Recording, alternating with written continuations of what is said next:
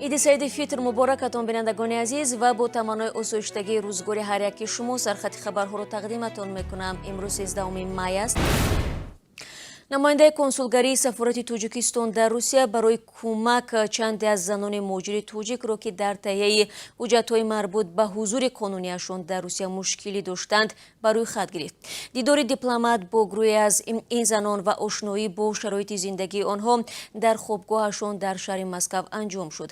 آنها با نماینده توجیکستان مسئله قانونی‌گردانی بود و باش خود را در میان گذاشتند و برای مساعدت در این کار وعده گرفتند و یک مقدار مواد غذایی هم دریافت کردند.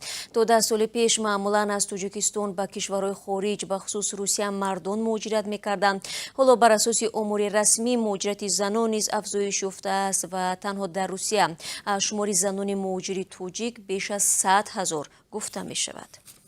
بینندگان عزیز، در همین ثانیه ها سرخط خبرها را به پایان میبرم، اما خاطررسان میکنم که در پیش برنامه اخبار آزادی داریم با گزارش‌های روز از توجیکستان و جهان تا ملاقات نوبتی بعد از 3 ساعت.